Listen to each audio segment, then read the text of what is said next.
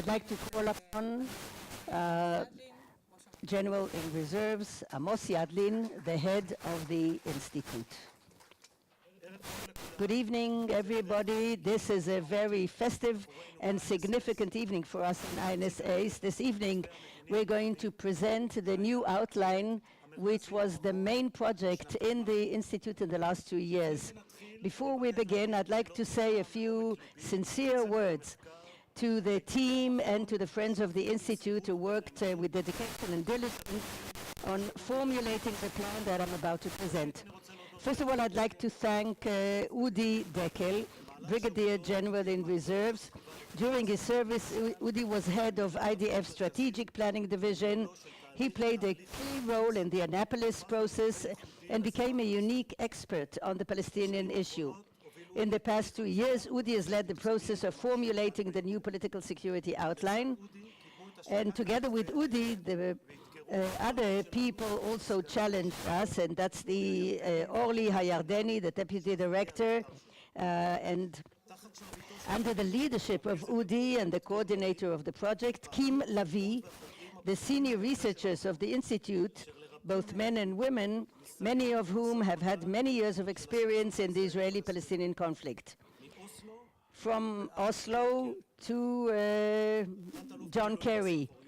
We're talking about Brigadier General Asaf Orion, Shlomo Brom, Colonel Advocate Pnina Sharvit, Advocate Gilad Sher, Ms. Sima Shine, Ambassador Dr. Oded Eran, Dr. Kobi Michael, Dr. Anat Kurtz, Dr. Tzipi Israeli, Professor Eran Yashiv. Lots of thanks and appreciation to all. Apart from the Institute staff, a number of former senior officials in the civil service and the defense establishment and the Israeli civil society took part in the project. These good people acted on a voluntary basis out of sheer dedication for the state and the citizens. I thank each and every one of them personally. And now to the matter at hand. Since the event we're marking today is not routine, I'll allow myself to begin with a few personal words. I was born 3 years after the establishment of the state. I accompanied it until the 70s. For 40 years of military service, I did my best to protect it. As a combat pilot in the Air Force and head of military intelligence, I was involved in dealing with series of existential threats to Israel. In recent years, I've dealt with the serious existential threat to the state of Israel, the Iranian nuclear, and I can clearly say that Israel has a strategy to face this. It's building force, exerting it, and coordinates efforts together with the international community and the pragmatic Arab world. However, in face of another threat, the Palestinian threat, Israel does not have a strategy. Israel does not have a strategy, and that threat is no less serious. The source of danger is not nuclear or chemical weapons, but a threat on Israel's DNA, its being a Jewish and democratic state. When I look back on the Zionist story, I'm filled with wonder at everything we've succeeded to do here, against all odds. And I am filled with pride that the state of Israel is flourishing and prosperous and stronger than ever. There's no one who can threaten the existence of the state of Israel.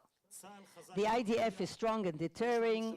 We have peace with Egypt and Jordan. Israel is a high-tech superpower, cyber economy, and a young, vibrant young generation with a sense of mission. However, when I look at my children and grandchildren, and yours as well, I ask myself whether we're doing everything necessary to ensure their future. And the answer is no. Because alongside the Iranian threat, the gravest threat on the horizon is that of the one-state threat. The threat that the continued control over millions of Palestinians living in Judea and Samaria will dwindle the Jewish majority in Israel, erode Israel's Jewish identity, and endanger the future of Zionism. Unfortunately, the Israeli political system is not grappling seriously with the main strategic threat.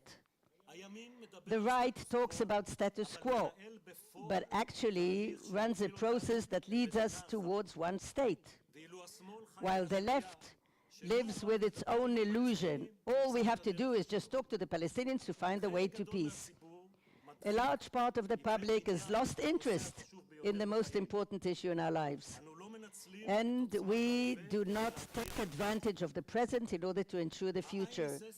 INSS is not a political body. It's an independent research institute.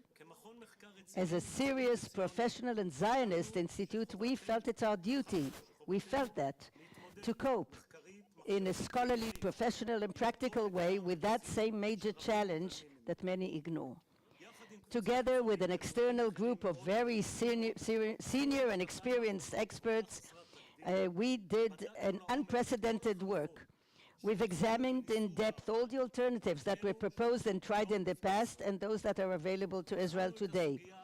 We examined the issue in geopolitical and demographic and economic and legal aspects.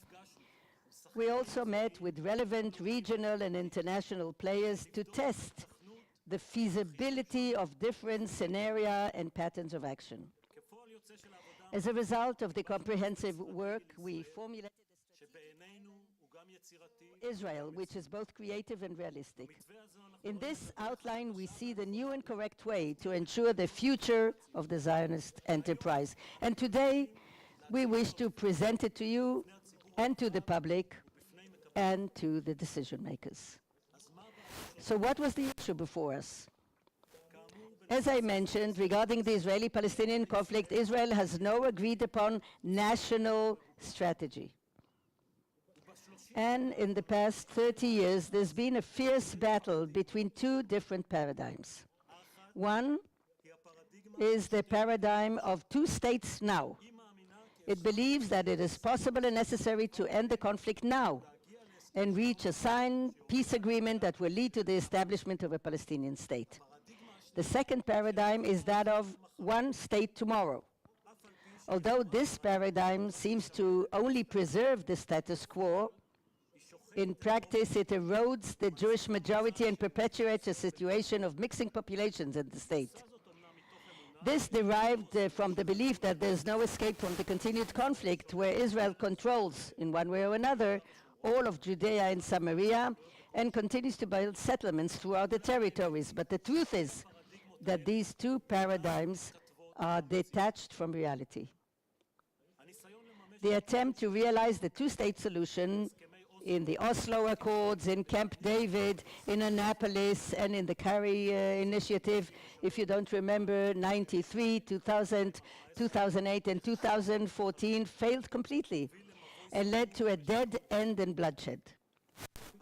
The Palestinian split between Gaza and Ramallah, its political weakness, and above all, the Palestinian ideological extremism make it virtually impossible to reach a comprehensive, signed, permanent agreement.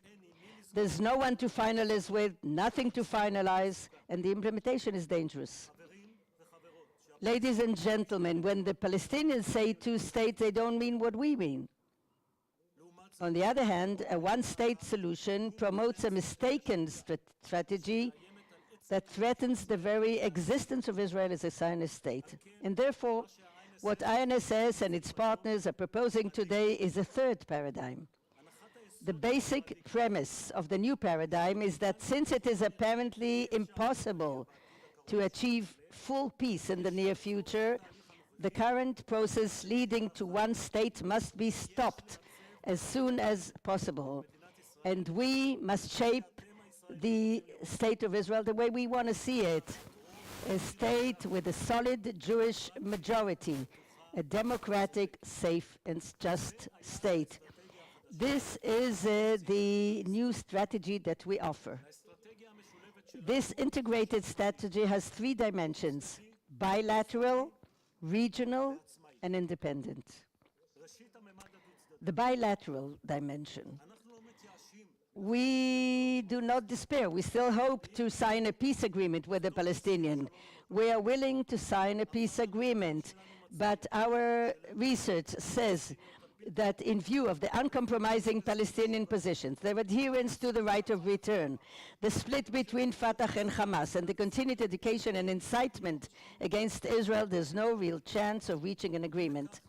Therefore, we must aspire to reach partial agreements and unpublished understandings that will improve their situation without undermining Israel's stability. Second is the regional dimension. A credible Israeli statement, I repeat, credible, about a new political direction and its implementation may encourage the Arab world to join a process of dialogue. The Arab countries can contribute to the process and will be able to put some value on the table: financial, ideological, and security values.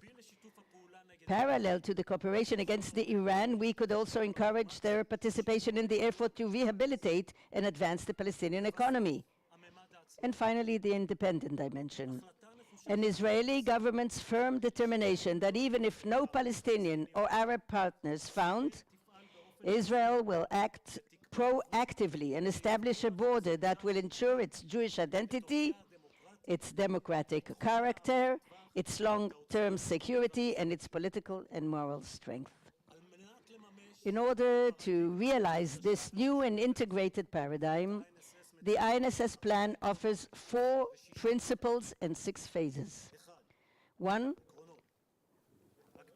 definition of the national goal, ensuring the existence of Israel as a Jewish, democratic, secure, and just state. Remember it, because I'm going to repeat it quite often. Realization of this goal through a decisive and immediate blocking of the dangerous slide towards the reality of a single state and the preservation of the two-state option. Israel will declare that it has no intention or desire to continue to control the Palestinian population in Judea and Samaria. 3, the cessation of waiting for the Palestinians' consent to peace, which I don't think will come in our generation. I hope I'm wrong. We alone will determine what kind of Israel we wish to have, geographically, demographically, military, and morally. And that is where our efforts will be directed. 4, we will not repeat the serious mistakes made during the disengagement. We will ensure Israel's security by preserving the IDF's military and intelligence freedom in the entire area west of the Jordan. Phases. In order to effectively implement these principles, Israel will revalidate its willingness to sign a comprehensive peace agreement if and when the Palestinians recognize the right of the Jewish people to the state, the end of the conflict without the right of the return, and subject to Israel's security requirements. 2, in the absence of an agreement, the areas of Judea and Samaria will be redistributed through the creation of a contiguous Palestinian area in 65%, in which 95% of the Palestinians, some 2.5 million people, will live in comfort. At the same time, 3 areas under Israeli control will be defined and outlined. The large clusters intended to remain in Israel during peacetime as well, a security zone in the Jordan Valley, and the areas of isolated settlements. The 2 last ones will be negotiated if we have a partner. Construction in the large settlement blocks will be possible, and construction in the settlements east of the security fence will be frozen. 4, Israel's security, freedom of action in Judea and Samaria around the borders and in the air will be preserved. Israel will be entitled to act to the extent necessary to prevent terror or the destruction of terror infrastructures. 5, the security fence will be completed and Israel's full control over the large settlement blocks west of it and in the Jordan Valley will be ensured. 6, a comprehensive and ambitious economic plan for the rehabilitation and development of the Palestinian territories will be launched, while Israel strengthens its national security. So far, the principles and processes. But what about the rationale? The third paradigm is neither a greater Israel. Unfortunately, it's not even the complete peace, but it's also not another disengagement. While the left is waiting for the Palestinian Messiah, and the right is waiting for Messiah ben David, the sober Zionist approach says we shouldn't wait for any Messiah, but rather shape reality in a way that will serve Israel. We must take advantage of the fact that we are in a strong position to initiate, to act, and to reunite Israel around a policy that 70% of its citizens can agree on. We Israelis were so sophisticated, innovative, and creative. But in politics, in recent decades, we've been neither sophisticated, nor innovative, or creative. Therefore, what my colleagues and I are now proposing is that the country that gave the world the application that you all know very well, Waze technology, will develop a political Waze. The goal is the same goal that I just mentioned, and I'm happy to mention again and again. Not one state, not two states, but a Jewish, democratic, secure, and just Israel. This goal can be achieved in several ways. If it turns out that the road to peace with the Palestinians is blocked, and the road to regional peace with the Arabs is blocked as well, we can act independently and in integration. But unlike, and listen well, unlike the unilateral withdrawal from Gaza, security is left in full in the hands of Israel. We do not evacuate the entire area. We do not dismantle settlements, and we do not return to the Green Line. We make sure that the new process is coordinated, controlled, and cautious, completely different, 180 degrees from the disengagement. We're backed by the American administration, and we reach tacit agreements with pragmatic Arabs as well. Only this way is there a chance that the Palestinians will understand that we are determined. They'll realize, as opposed to now, that time is playing against them. They'll return to the negotiating table and join the plan by open or at least by tacit agreement. Subject to the third paradigm that INSS developed, Israel will make it clear to itself and to the world that it aspires to act in concert with neighbors and friends, but it is no longer willing to grant others veto over its future. And instead of sitting idly by, we must take advantage of an extraordinary opportunity to ensure the future without jeopardizing the present. We establish that this political ways presented will take Israel out of the catch-22 situation, enable it to act proactively. We believe that the process itself will bring the Arab states, and then in any given point of time will be willing to negotiate in order to reach an agreement, regional or bilateral.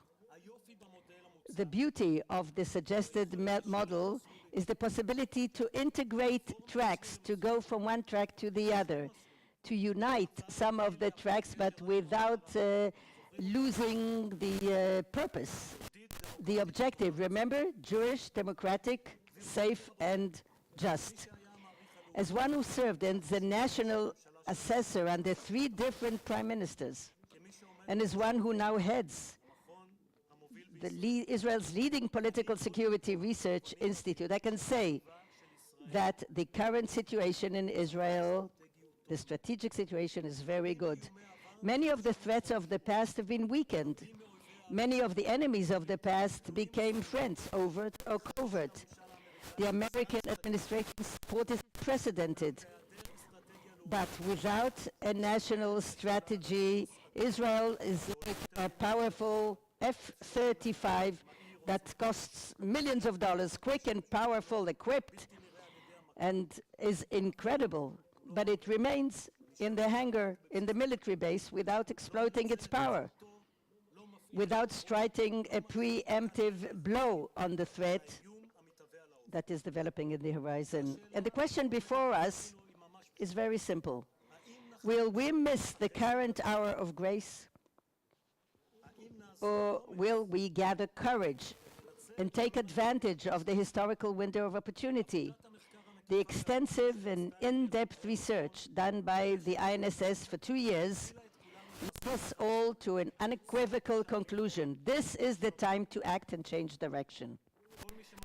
All these Zionist leaders, all of them, Herzl, Weizmann, Jabotinsky, Ben-Gurion, Begin, Rabin, Sharon, sought the proper balance between the 4 essential components of Zionism. Our right to the land, demographics that would guarantee democracy, maximum security and international legitimacy. We cannot forget any of these 4. All the Zionist leaders that I mentioned, I'm not going to repeat the names, were not passive.